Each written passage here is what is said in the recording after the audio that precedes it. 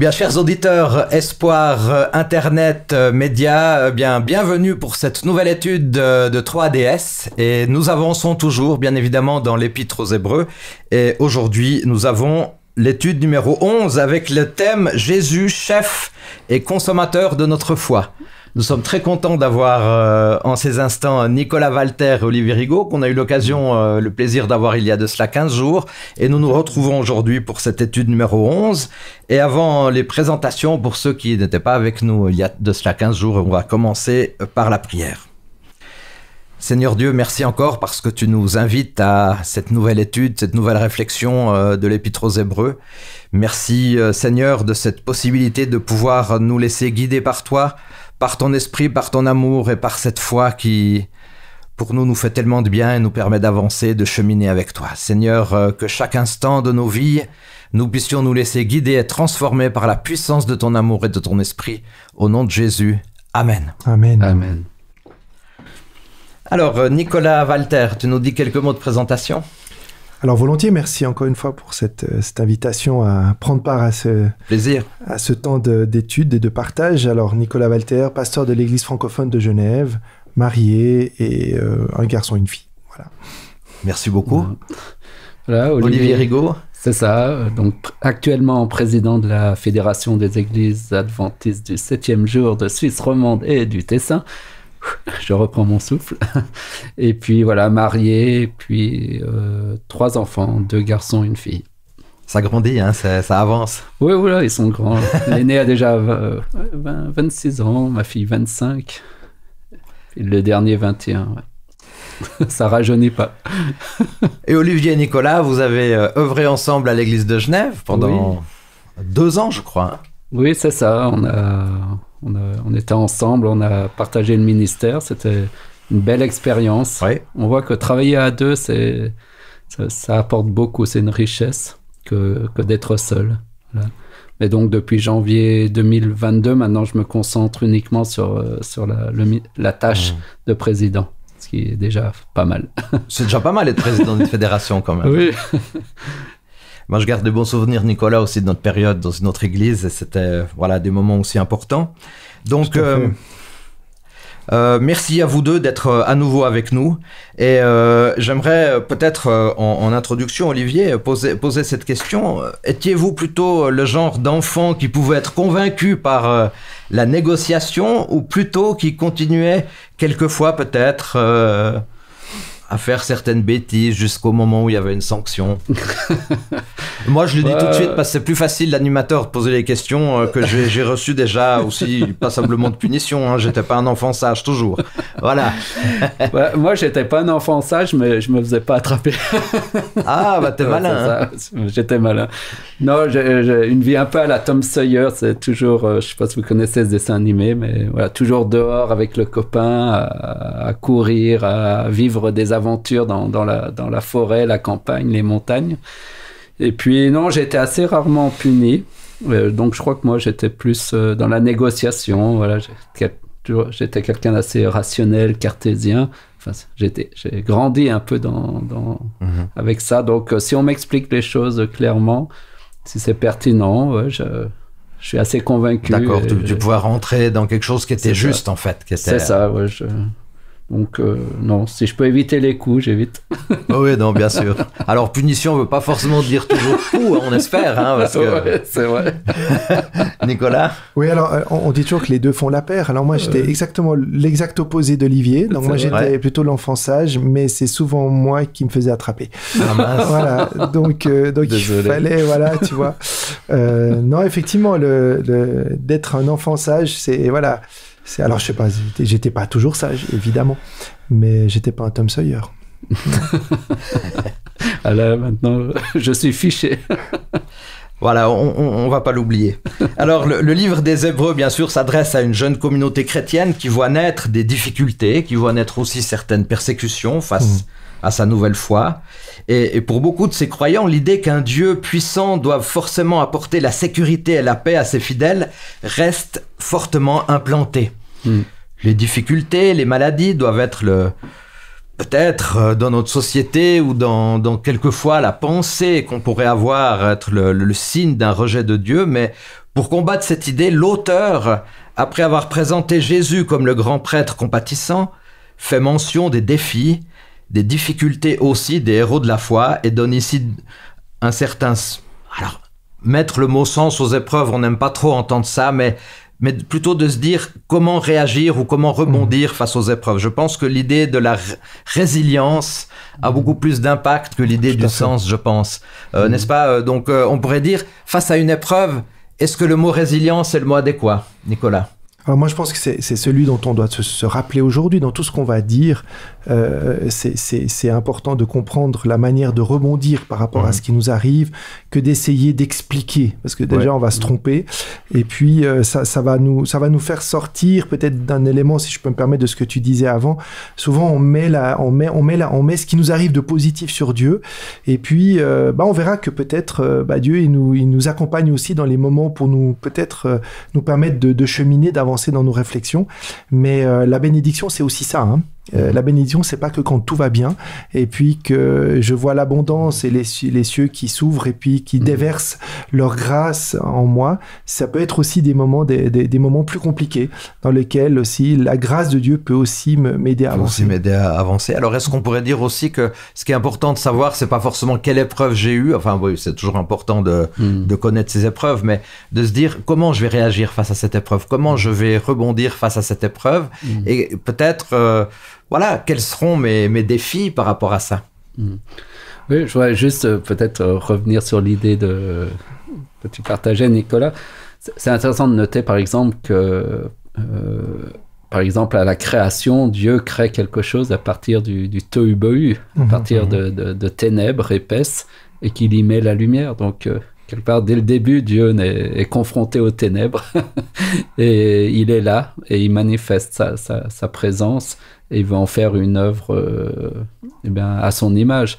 Et je pense que peut-être c'est une des pistes sur laquelle on peut réfléchir. Est-ce que, voilà, dans les tourments, dans les conflits, les difficultés que l'on peut traverser, est-ce que Dieu n'est pas là à nos côtés, et sa parole reste une parole créatrice, peut-être recréatrice, lorsqu'on a peut-être lorsqu'il y a des choses cassées en nous, et de garder cette espérance que la parole de Dieu, elle est capable de recréer quelque chose de beau, même avec un vase qui a été brisé en 1000 morceaux.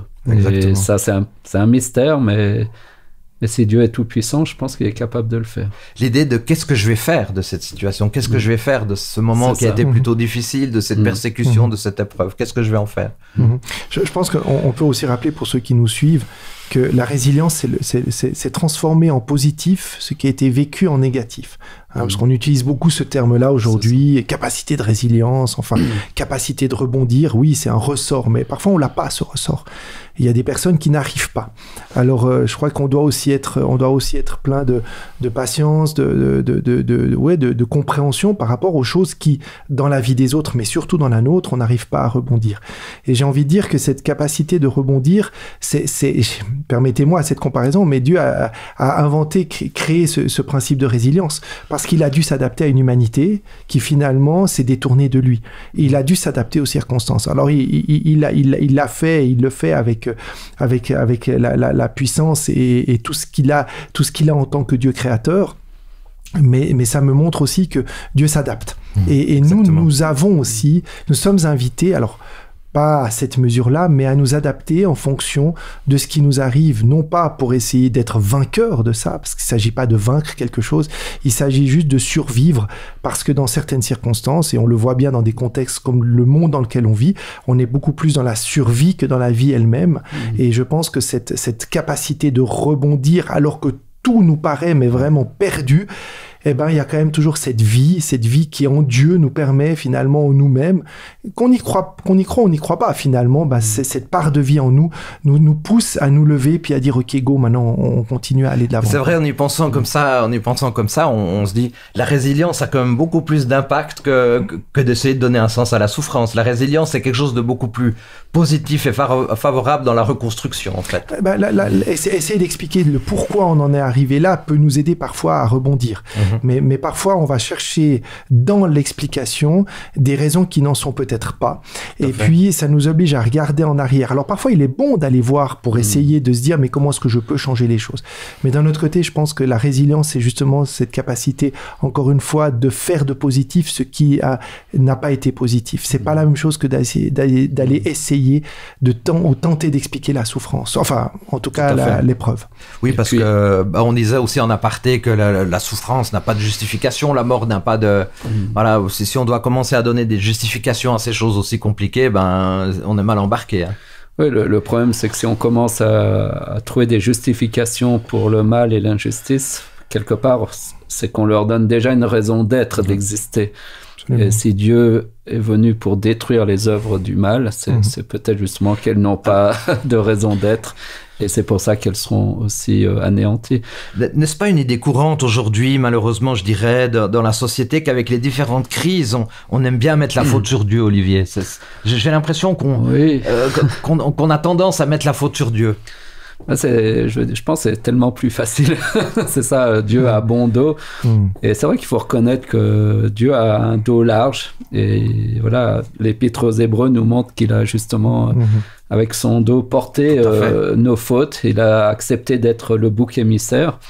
Mais c'est pas à nous d'en faire un bouc émissaire. Et je pense que parfois je trouve l'homme assez, je vais utiliser le mot, un peu pitoyable dans sa facilité à accuser Dieu pour tous les maux.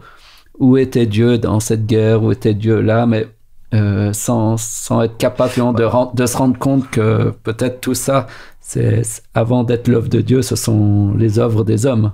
J'aimerais que tu dises un mot là-dessus. Est-ce que tu es d'accord avec cette idée que, Nicolas, j'ai l'impression que c'est pas juste, dans le sens où quand il y a des choses difficiles, des épreuves ou des choses compliquées, on met Dieu sur la place du village.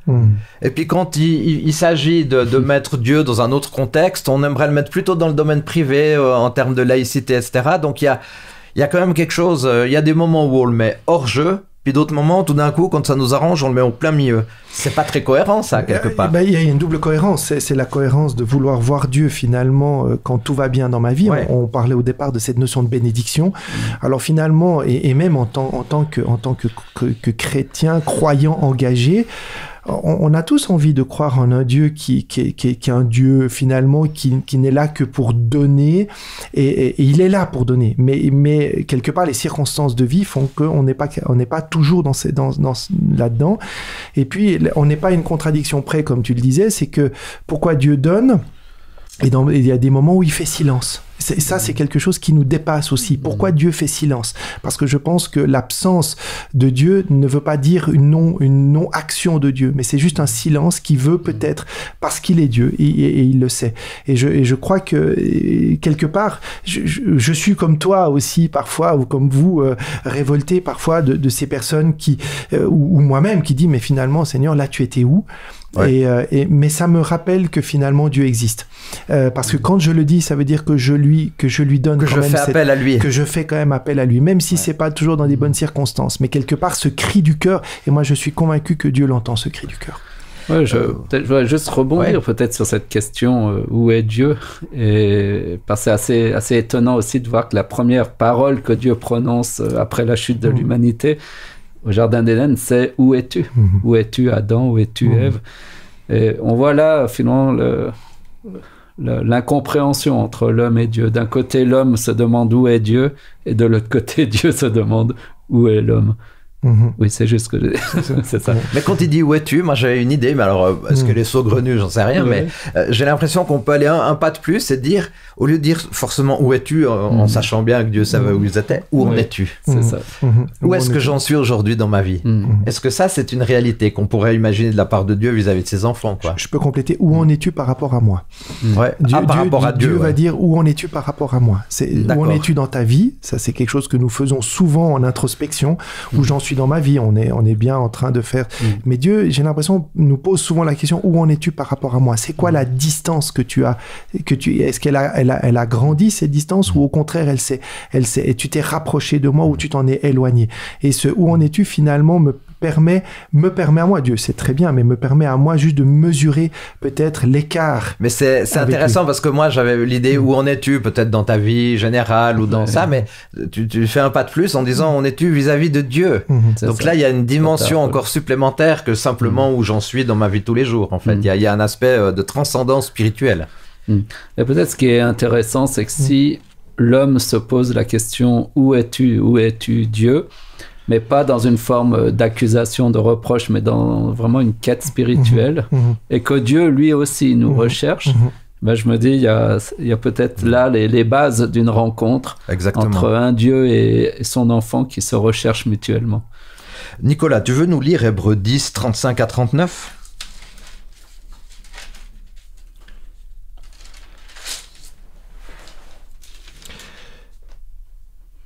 Hébreux 10, 35, 39. N'abandonnez donc pas votre assurance à laquelle est attachée une grande rémunération, car vous avez besoin de persévérance, afin qu'après avoir accompli la volonté de Dieu, vous obteniez ce qui vous est promis. Encore un peu de temps, celui qui doit venir viendra, et il ne tardera pas. Et mon juste vivra par la foi, mais s'il se retire, mon âme ne prend pas plaisir en lui. Nous ne sommes pas de ceux qui se retirent pour se perdre, mais de ceux qui ont la foi pour sauver leur âme. Merci beaucoup. Alors dans ce texte qui est adressé au destinataire de l'Épître aux Hébreux, j'aimerais revenir sur 2-3 points, puis j'aimerais juste vous entendre s'il y a un des points que vous aimeriez plus développer. On a l'importance de ne pas abandonner notre assurance. Et c'est vrai que tout au long de l'Épître aux Hébreux, on voit qu'à travers le Christ, le médiateur, le grand prêtre, etc., c'est important d'avoir notre assurance en Christ. Ensuite, on parle d'une grande récompense. On dit aussi ne pas se retourner en arrière et toujours regarder ce qui s'est passé dans le passé. Et puis, on a cette foi qui peut nous sauver. Olivier, dans ces quelques points-là, est-ce qu'il y a un point que tu aimerais plus accentuer ?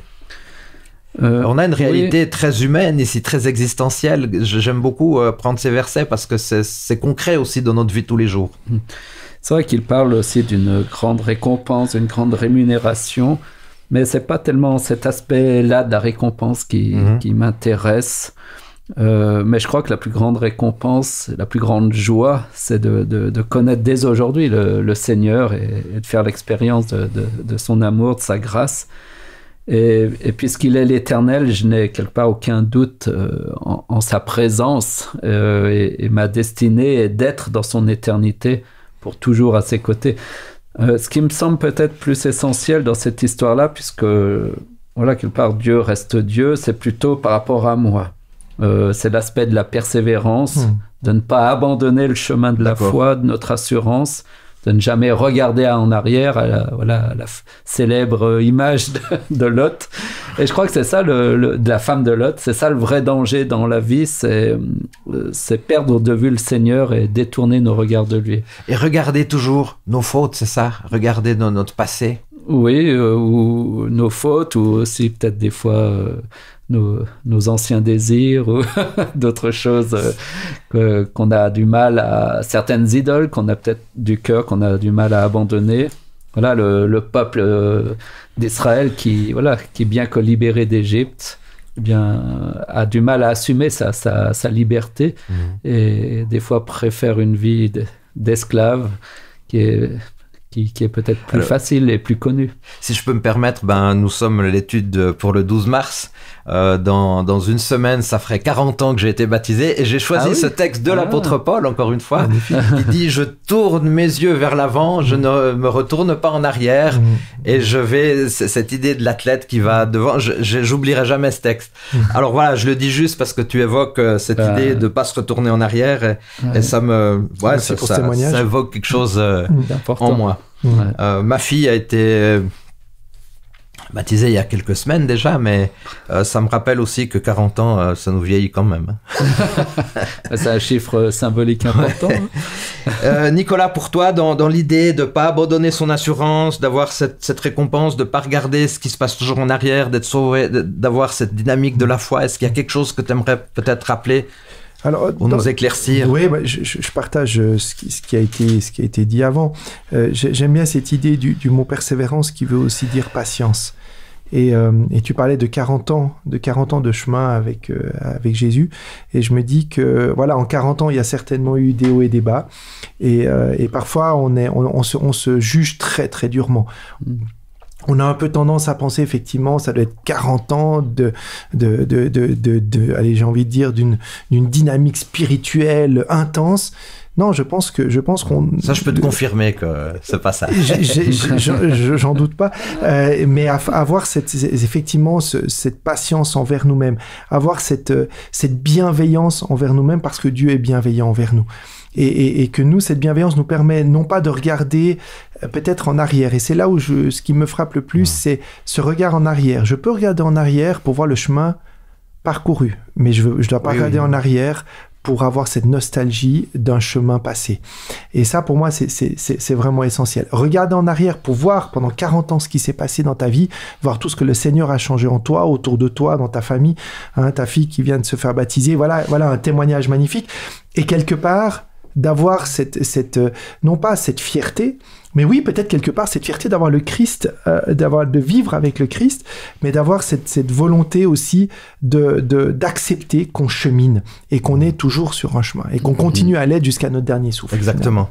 Et je pense que tu as évoqué quelque chose d'important, le chemin du croyant. Je pense que tu seras d'accord, Olivier, ça fait de haut et de bas aussi. Hein. On n'est pas toujours au zénith.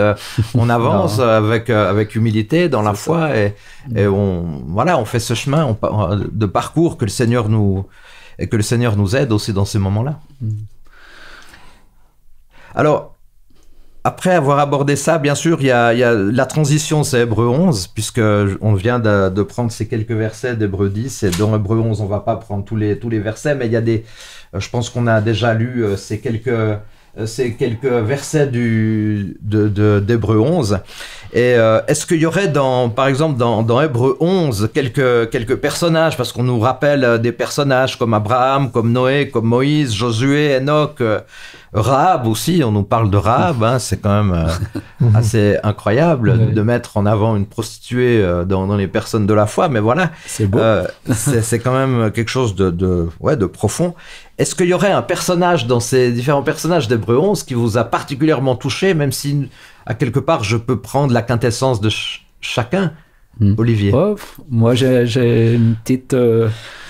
pour moi, ça serait Gédéon, parce que certainement, on se ressemble beaucoup, puis on a un peu la même histoire. Quand j'ai lu l'histoire de Gédéon la première fois, je dis mais c'est moi ça.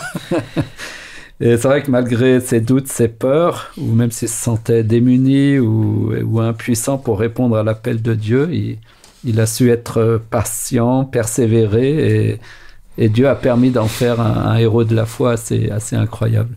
Alors on peut toujours espérer que Dieu puisse nous utiliser de la même manière. Faut viser haut.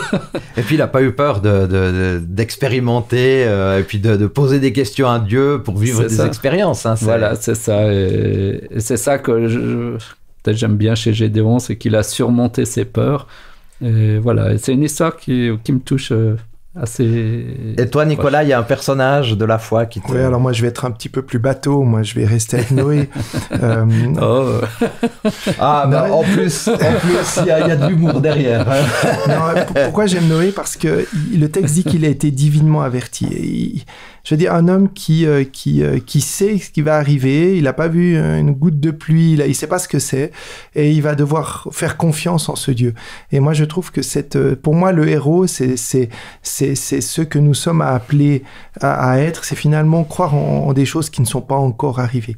Et ça, c'est notre défi à nous, c'est de croire en cette toute puissance de Dieu qui se révèle à travers un amour, mais qui n'est pas encore vraiment là. Même si on est toujours entre le déjà, c'est-à-dire quelque chose qui s'est déjà produit par le ministère du Christ, par tout le témoignage de tous ces héros de la foi finalement, et ce qu'il va advenir, même si on ne comprend pas exactement qu'est-ce que ça veut dire. On sera probablement surpris, comme Noé d'ailleurs.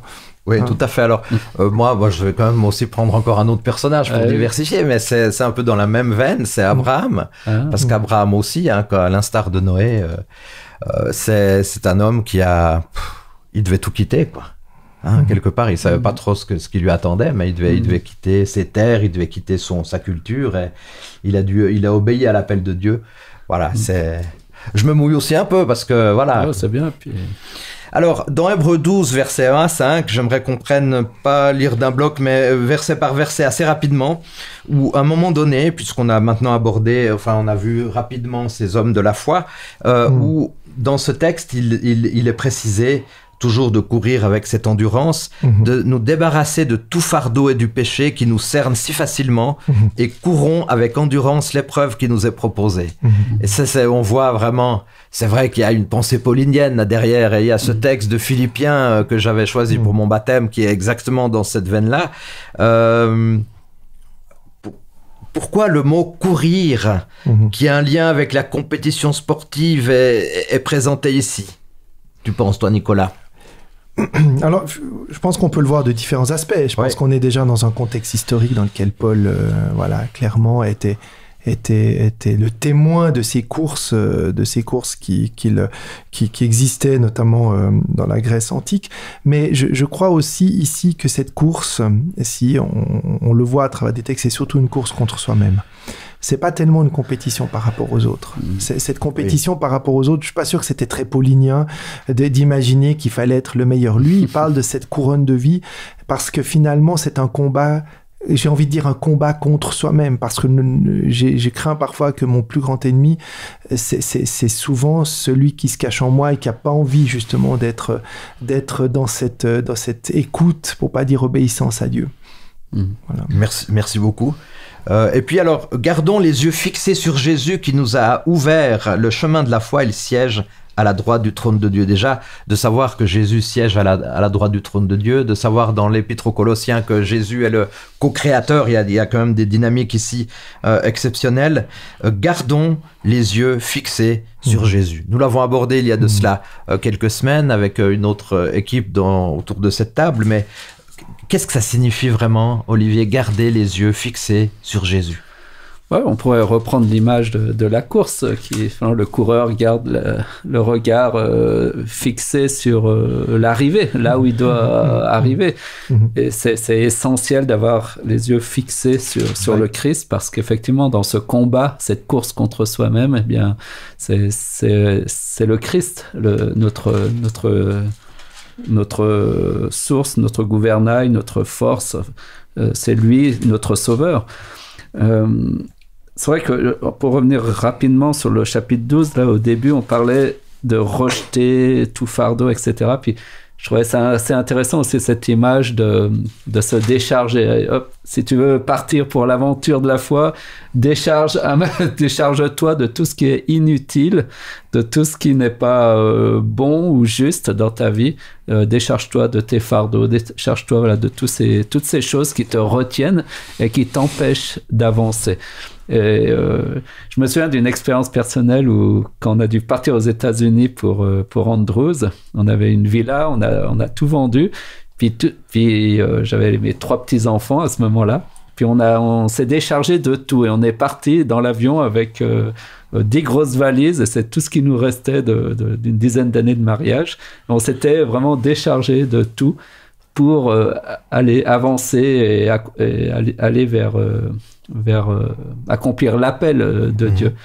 Donc voilà, les yeux fixés sur Jésus, ce sera fixé sur l'auteur de notre foi, le rémunérateur de notre foi, sur celui qui est à la fois au départ et à l'arrivée, l'alpha et l'oméga, celui qui est le premier et le dernier, c'est-à-dire que l'assurance que ce qu'il a commencé en moi, eh bien, il saura l'achever, l'accomplir pleinement en moi. Ça, c'est quelque chose qui me motive beaucoup, savoir qu'il est l'alpha et l'oméga. C'est-à-dire que voilà, ce qu'il a commencé en moi, il a le pouvoir de l'accomplir. C'est-à-dire que si je prends le départ avec lui, il a le pouvoir de m'emmener. Il va continuer à m'accompagner. On a parlé de persévérance. Et jusqu'au bout. Voilà. Jusqu'au bout.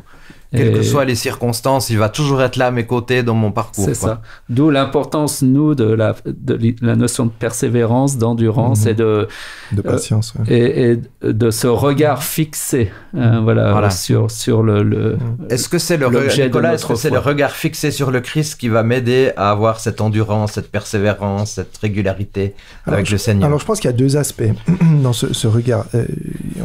On le disait avant, la difficulté, c'est que quand nous sommes tournés sur nous-mêmes, nous avons tendance à nous calibrer par rapport à nous-mêmes ou par rapport aux autres. Hein. Je vais être en compétition avec moi-même. Hein. On voit aujourd'hui l'importance de l'image qu'on projette, l'image de soi. On voit l'influence des réseaux sociaux. Et on n'a jamais été autant, finalement, dans la comparaison aux autres. Et puis, on se met des défis qui sont parfois bien ambitieux. Je pense que fixer le regard sur Jésus, c'est juste... Jésus nous dit, mais mets ton objectif en dehors de toi. C'est déjà la première chose que je te propose, parce que toi-même, ton propre objectif, déjà, tu risques de pas y arriver, tu vas être déçu, tu vas décevoir, tu vas te décevoir. Et puis, la deuxième chose... Et c'est ce qu'on trouve dans Hébreux 2 au verset 18, il dit « Car il a souffert lui-même et il a été tenté et il peut secourir ceux qui sont tentés. » Et ça m'aide beaucoup parce que dans le fond, si je regarde sur lui, au-delà de ce qu'il a fait pour moi, c'est que je sais qu'il a vécu la vie que je vis. Alors, pas sur tous les aspects identiques, puisqu'on n'est pas dans le même contexte, mais par contre, ce qui se passe dans mon cœur, dans ma vie, finalement, dans mes pensées, Jésus les a aussi traversés. Et ça, je crois que regarder à lui, c'est véritablement me décentrer de moi-même, et puis savoir que j'ai un modèle qui a déjà passé par là. C'est beaucoup d'humilité aussi. Hein. C'est énormément d'humilité. Se décentrer de soi, parce qu'on est quand même dans une société, on est centré sur l'ego, sur la compétence, sur la compétition. Pour ça, il me semble que c'est vraiment un chemin aussi de prière. Parce qu'on a vite fait de se décentrer, de fixer les regards sur autre chose. C'est vrai que en tout cas, dans ma vie personnelle, quand je persévère pas dans la prière, que je néglige ces temps de prière quotidien, je me laisse vite dérouter. Mais quand je suis en prière, parfois je me lève le matin, je me sens peut-être fatigué ou avec des idées un peu négatives ou un peu dépressives, par exemple. Mais le fait de me mettre en prière, ça me permet, comme disait Nicolas, de me décentrer de moi-même, de non pas de regarder à mes propres sentiments, mais de regarder finalement à Christ, à son amour, à sa parole, à ses promesses. Et alors, du coup, on ressort renouvelé, grandi, parce qu'on a réussi à se décentrer de soi-même, de son nombrilisme, et de lever les yeux vers notre Père qui est aux cieux. Et là, ça change beaucoup de choses. Alors bon, j'ai hésité, mais je vais quand même lire ces deux, trois versets. Il ne faut pas hésiter. Puisque non, il faut le faire. Donc c'est dans toujours Hébreux 12, versets 7 et 8. « Supportez vos souffrances, elles servent à vous corriger, c'est en fils que Dieu vous traite. Si vous êtes dispensés de la correction, vous êtes des enfants illégitimes. » Alors bon... Comment voir ce texte ? Alors, il faut essayer de l'analyser, mais à un moment donné, j'aime plutôt l'idée de se dire, quelles que soient les circonstances de ma vie ou quelles que soient mes attitudes, à un moment donné, il y aura quand même toujours une ou l'autre conséquence. Mais j'aime mieux parler de conséquences que de punition. Ça veut dire il y a quelque chose qui va découler d'une certaine attitude. Je crois que Dieu, il n'a pas besoin d'en rajouter encore. Voilà. Moi, je crois que la meilleure manière d'expliquer ce texte qui quelque part, est très difficile, et je ne peux pas parler pour les autres. Je peux parler ici que de moi-même. Non pas parce que j'ai envie de parler de moi, mais parce que je pense que notre propre expérience et donc notre propre témoignage ne peut à lui seul finalement que donner du sens à ces mots. Et lorsqu'on regarde les versets déjà précédents, ne pas mépriser le châtiment, je veux dire, c'est incompréhensible. Le lire comme ça, c'est difficile. Mais là, je peux témoigner qu'il y a eu des moments dans ma vie où effectivement j'ai compris ces mots, non pas parce que Dieu mettait un châtiment sur moi, mais c'est parce que Dieu, dans une épreuve que je passais, dans un moment difficile, j'ai vu cette main bienveillante de Jésus qui est là pour dire, c'est pas moi qui te donne ça. Par contre, moi, je suis là pour t'accompagner. Et finalement, en t'accompagnant ainsi, je me rends compte que je peux aider à porter avec toi. Parce que j'ai porté. Parce que je continue à porter. Tu n'es pas seul. Hein, on l'a souvent entendu, cette image du fardeau. Hein, c'est cette poutre, finalement, qui est portée par une paire d'animaux. Finalement, le Christ, il est avec moi dans cette souffrance. Je ne traverse pas cette souffrance tout seul. Et si je lis ce texte en sachant que Christ a passé par là, que Christ est à côté de moi, Pour moi, le châtiment, la souffrance, l'épreuve prend une toute autre dimension. Et c'est clair que c'est quelque chose que je vis parce que finalement, c'est des situations dans lesquelles le plus souvent je m'y suis mis par les constats, quelque part ce qui m'arrive dans la vie, mais je ne suis pas seul. Et encore une fois, rappelons, fixons les regards sur Jésus, parce que, comme le dit le texte, et je trouve important de le dire, parce que ce regard va susciter la foi et va m'amener à la perfection. Non pas une perfection d'homme, mais c'est-à-dire une perfection dans la relation à Dieu. Non pas dans ce que je peux être, mais dans ce que je peux simplement être à disposition. Alors, par rapport à ce que tu dis, je pense qu'il y a un élément aussi intéressant, Olivier, je peux t'entendre là-dessus. Bon, il est dit, nous avions nos parents terrestres pour nous corriger, nous les respections, alors n'allons-nous pas nous soumettre à notre Père Céleste pour avoir la vie? C'est un peu cette idée que dans les moments difficiles, dans les moments où j'ai pas toujours fait juste, etc., l'importance du texte est centrée sur le fait de se mettre totalement entre les mains de Dieu, en fait. Là, il est parlé de nous soumettre à notre Père Céleste pour avoir la vie. Donc, c'est dans toutes les circonstances, faciles ou plus difficiles, se soumettre entre les mains de Dieu, en fait. Ouais, j'aime bien le mot soumettre, qui a souvent été mal compris, surtout quand il faut l'aborder entre la relation de la femme et l'homme, ou l'homme et la femme. Mais se soumettre, c'est s'en remettre à, se confier à. Et je crois que même dans l'idée de punition ou châtiment, peu importe le mot, il y a toujours cette notion fondamentale de la confiance en Dieu. Quoi que Dieu fasse, on se confie en lui parce qu'on a une pleine confiance en lui. Pour moi, j'ai pas trop de problème avec la notion de châtiment ou de punition. Peut-être que j'ai pas trop souffert de ça, ou peut-être parce qu'aussi ça fait écho à des expériences douloureuses. Et puis du coup, ça nous renvoie à des choses difficiles, parce que justement nos parents terrestres, comme le texte il dit bien, nos pères nous châtiaient pour peu de jours, comme ils le trouvaient bon. Mais nos parents ont fait au mieux avec ce qu'ils avaient, comme ils trouvaient le mieux possible, mais malheureusement, on sait qu'il y avait aussi beaucoup de limites, parce que nos parents ne sont pas parfaits comme notre Père Céleste est parfait. Et c'est en ce sens où j'ai moins de crainte avec l'action de Dieu dans ma vie, parce que je sais que c'est un Dieu profondément juste et bon. Alors, je peux me confier en lui, même lorsque des épreuves arrivent, où peut-être je ne comprends pas le sens, où je me dis, mais pourquoi il m'arrive ça? Est-ce que c'est la faute à moi-même? C'est conséquence de mes propres choix? Est-ce que c'est un châtiment de Dieu? Quelque part, peut-être c'est une position un peu naïve, mais quelque part, ça m'importe peu, parce que j'ai cette confiance pleine et assurée que jamais Dieu ferait quelque chose en ma défaveur, et que quoi qu'il se passe, quelles que soient les circonstances, même les plus défavorables, j'ai confiance en Dieu. J'ai confiance que de toute façon, il agira toujours pour me faire grandir, pour m'aider, me soutenir, parce que c'est un Dieu de vie, comme il a été présenté à plusieurs reprises dans cet épître, un Dieu vivant, et qui est là pour manifester la vie. D'ailleurs, le texte le dit bien, il vous reprend parce qu'il vous aime.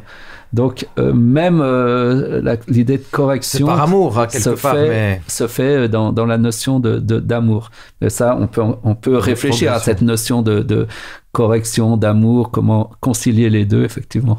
Mais la grande différence entre le Père Céleste et les parents terrestres, Nicolas, ça serait quoi, en fait ? Ouais, je crois qu'il faut qu'on avoue aussi, qu'on reconnaisse que ce texte est difficile. Je pense qu'il faut vraiment qu'on puisse se le dire. Je ne sais pas si l'auteur de l'Épître aux Hébreux écrirait ça aujourd'hui de cette manière-là. Ça serait évidemment politiquement totalement incorrect. Mais si je le mets dans la perspective de Dieu, le Père, finalement, les parents ils ont une responsabilité finalement d'éducation. Mais j'ai envie de remettre ici le but premier que Dieu c'est de rester en relation avec nous. Je ne vois pas comment on peut expliquer aujourd'hui qu'un Dieu fasse du tort pour faire du bien.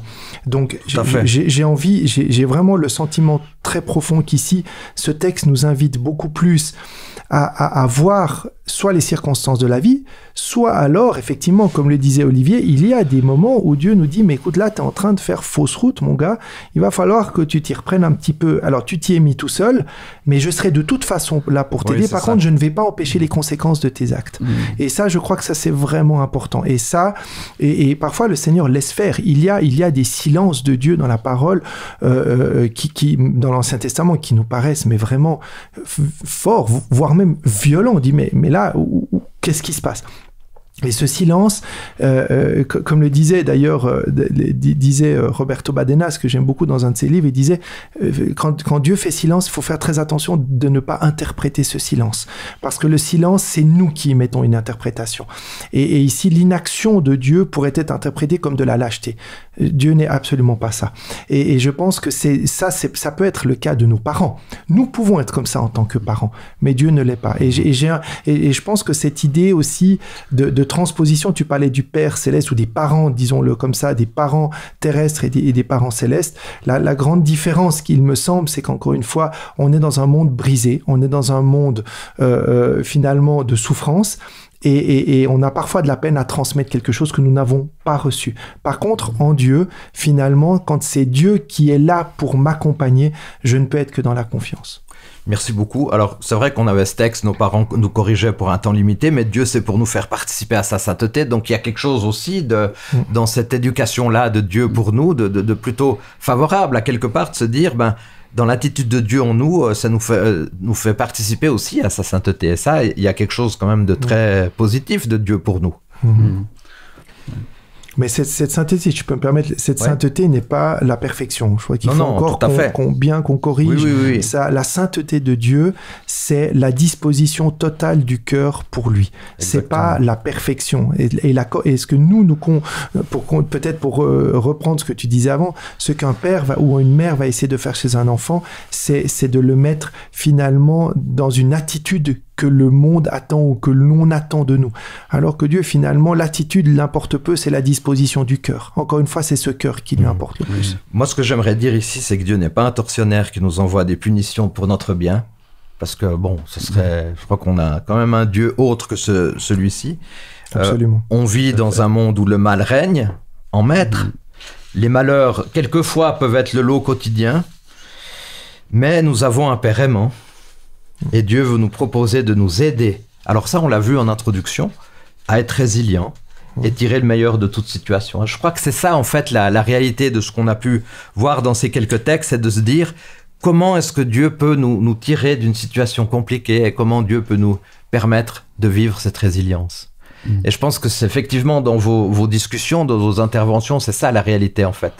Plutôt que d'essayer de donner du sens à la souffrance, etc., c'est de se dire Dieu nous accompagne dans notre chemin, dans notre cheminement. Et ne nous prenons pas pour Dieu. Lorsque Job crie à Dieu sa révolte, Dieu l'entend. Lorsque Job crie à Dieu son incompréhension et sa révolte, Dieu ne va pas essayer de lui expliquer. Finalement, il sera là pour lui démontrer qu'il n'expliquera pas, ne justifiera pas.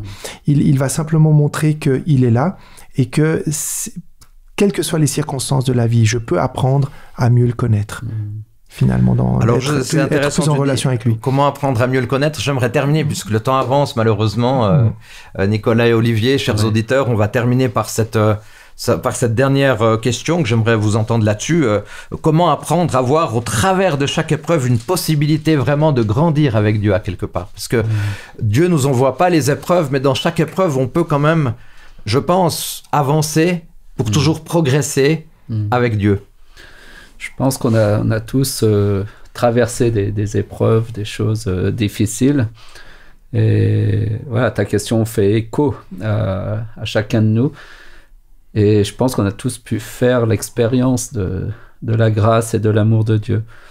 Mais c'est vrai qu'il y a aussi des gens qui, face à la tempête, face aux épreuves, ont chaviré, n'ont pas tenu le coup et quelque part se sont perdus.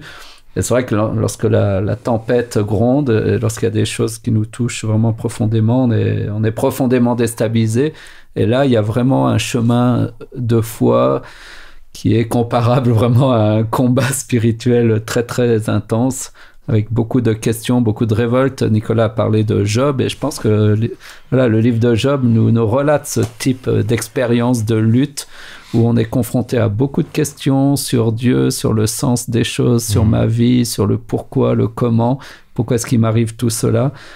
Et finalement, j'ai aimé, tu parlais du silence de Dieu, parce que si vous regardez dans le livre de Job, il y a 42 chapitres, Dieu se met à parler au 38e chapitre. C'est-à-dire que, est-ce que Dieu est silencieux durant les 38 chapitres? Est-ce que Dieu n'entend pas? Est-ce que Dieu est absent? Non, Dieu est là, mais il se tait. Il a la pudeur de participer à la souffrance de son enfant. Il l'écoute, il sait que c'est pas le moment de lui faire toute une théologie. Il sait que à ce moment-là, il doit être à ses côtés, comme un ami fidèle, tendre et juste écouter. Contrairement aux amis de Job. Contrairement à lui. Et je crois que des fois, il faut juste apprendre aussi à se taire. Vous avez parlé du silence. Il y a des moments où on doit être... Quand une personne souffre, il n'y a pas tellement de mots. C'est être présent. Il n'y a pas de mots. Et même lorsque nous souffrons comme Job, d'accepter, j'ai appris à accepter aussi d'être mal, de me questionner, de ne pas me culpabiliser parce que, je sais pas, je pouvais être révolté ou avoir des doutes. Mais à l'image des psaumes, de crier à Dieu finalement ce qu'on vit, ce qu'on ressent, parce que finalement, l'important, c'est de ne pas couper le dialogue avec Dieu, même si c'est pour se crier dessus. Voilà, je crois que Dieu n'a pas peur de nos questions, n'a pas peur de nos révoltes. Par contre, il a peur lorsqu'on ne lui parle plus. Et lorsqu'on se tait. Ça, je crois que c'est le plus grand danger, ne plus s'ouvrir à Dieu dans ces moments-là. Et je crois qu'à un moment donné, Dieu intervient, il dit, allez, maintenant, lève-toi, c'est un terrain. Voilà, il y a un moment pour pleurer, il y a un moment pour se poser des questions, puis il y a un moment où Dieu nous challenge, il dit, allez, relève-toi.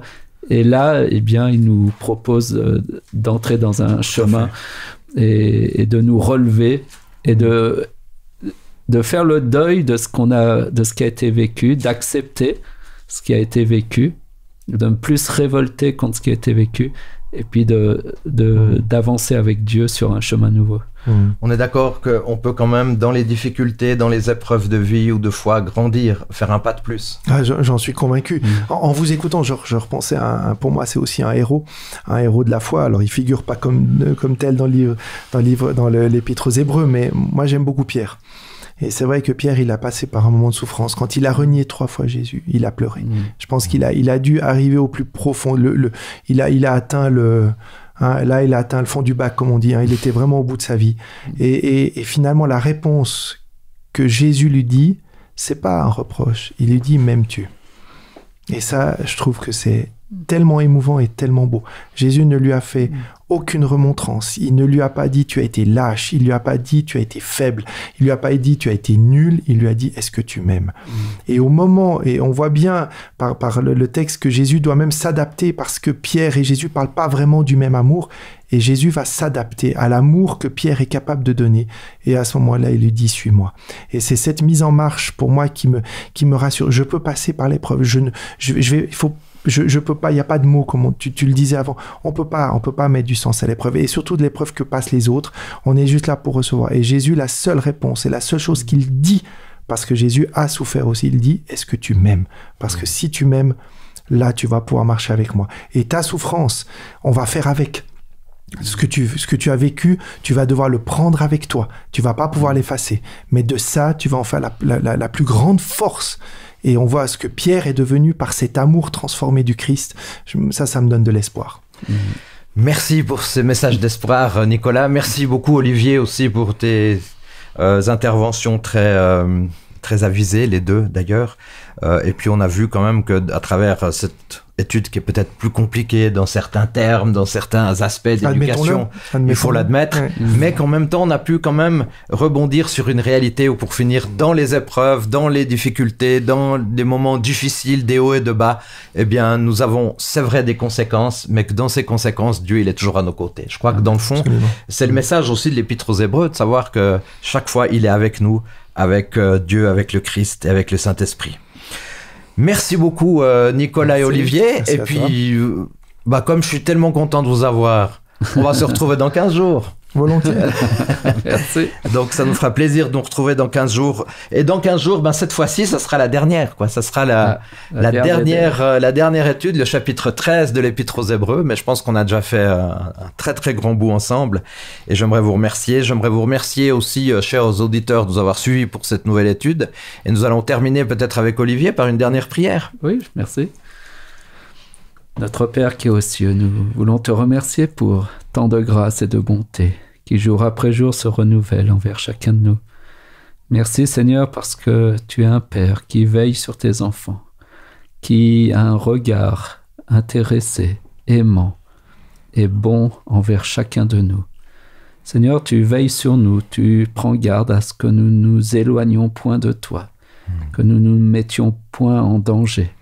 Et tu nous rattrapes sans cesse, tu nous appelles à toi, tu nous rappelles que tu es un Dieu bon, juste.